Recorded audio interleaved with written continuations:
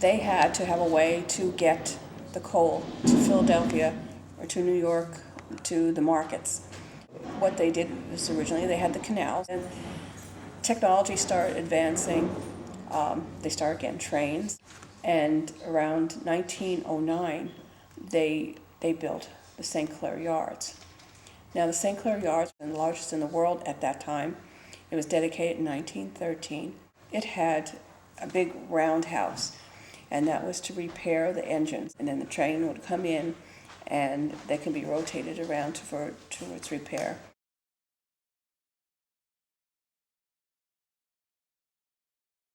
This building has been here since the early 1900s, and it was originally the miners' company store, where the miners would work like dog hours and for minimum payment, and then in the long run have to bring their paycheck back here and buy everything they needed for their homes. So in the long run, what happened was the mining companies actually got their money back, because they had to buy everything here. They were not allowed to shop in any other store. So this building has a lot of history.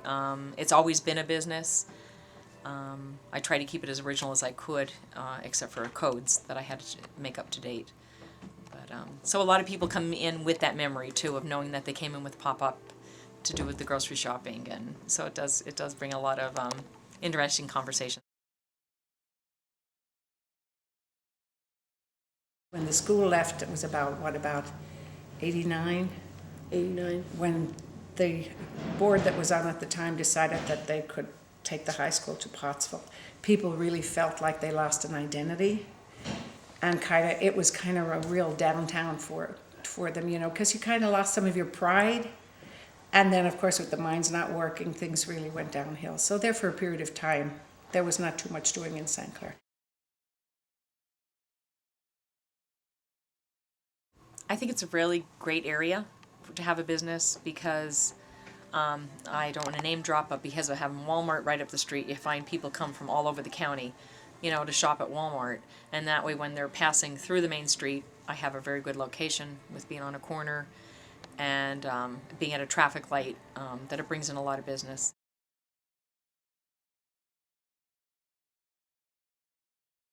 I live in St. Clair for 25 years. I'm originally from Palo Alto. This is what's called, a few of my favorite things, consignment shop. I take people's goods that they're finished with or have outgrown and resell them for them. I'm also available for anybody who's been in any kind of a fire or any kind of damage to their home, that they lost things, that I'll supply them with things to make sure that they're taken care of. If anybody would like to stop by my store, it's on 2 South 2nd Street in St. Clair. It's called A Few of My Favorite Things.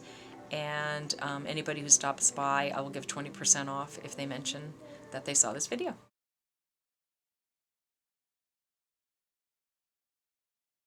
St. Clair was a nice little community, and I didn't really want a big business. I was looking for an area where there was a certain amount of people and a nice group, church community, and that's why, because there was a good lot of churches and about 3,000 people back then.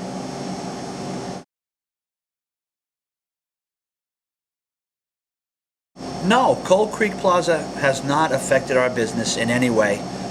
Actually, the Walmart people go shopping at Walmart, but they'll place an order for a pizza here and then go shopping and then come back and pick up their food.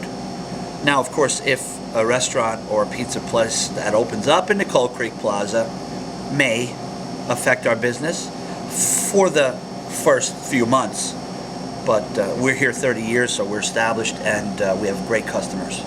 We have a good customer base.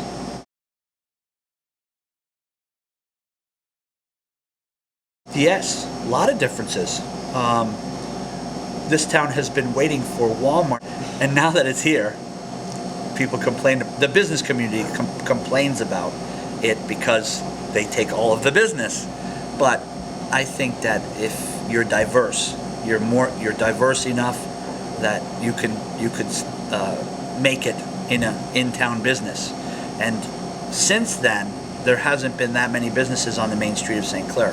But right now, there's an emergence of new businesses in St. Clair, like this block, the business district where the bank is, there is a lot of new business now. The tanning salon just opened up, and these people are supposed to put a bakery in across the street over here. And then there's another pizza place, and we won't mention the name. There's several secondhand shops in St. Clair that just came to be, which look like they're very successful. So yes, definitely a lot of there's changes all the time. That's one thing that's constant is change. If you haven't tried Giorgio's Pizza, stop by and give it a shot. Try it out. I know there's a lot of pizza places, but how many pizza places have been in business for 30 years? I do notice a difference from growing up in St. Clair. It was very close-knit. Everybody knew everybody, or everyone knew everyone. And now a lot of people come in, move out. There's a lot of apartments, and people used to, that was before air conditioning, and people would sit out in the front porches, so everyone knew everyone by name. And now it's just different. It's not as close-knit. Maybe neighborhoods are, but like town-wide, it's not as close-knit as it used to be. A lot of people, my mother lived in this town. She's 85, and she's lived here practically her whole life, and she says the same thing. It's just different. She doesn't know anyone in town anymore. And this street alone, I grew up on Twing Street, and after I was married, we lived on Nicholas Street for 26 years. Like that block, everyone knew everyone, and that was close-knit. This, living on 2nd Street, is entirely different. If I could, I would pick up this house and put it up there because it's a bigger house. That was a small house. I don't know if it's because of the traffic, the wideness of the street, but this street is not like that. Like, I know my next-door neighbor well, my kids grew up with their kids. And on the other side of me, he's very nice. We're in this house 10 years. I know his name is Paul. I don't know his last name. But he's very nice. We get along. But as for the rest of the block, I don't even know the people up at the other end of the block, except for maybe one or two that I knew before. And across the street, there's apartments, same thing. On this side, people come and go. So I don't even know who they are. It is different. It's a nice place. People love it because of the fact that you're close to things. Don't have to go up the mountain in the snow. Okay, if you worked anywhere, you don't have to drive that hill. It's a small community, very close-knit community, and you can go anywhere from here. You don't have to, and now, from what I'm told, that young people now do not want to, I don't know if this is true, you can take this out later, but, young people do not want to live in the suburbs when they're done. They don't want to live out where they have a big house with grounds around it and they have to drive everywhere and drive their kids to ball games and all. They want to go back to the old time, small community, because even in the area of Philadelphia, they're developing like areas like that where they have everything in the one section, like by the art museum, and everybody has parties in the neighborhood. They want a neighborhood. They want a sense of belonging in a small town. And you've got that in St. Clair.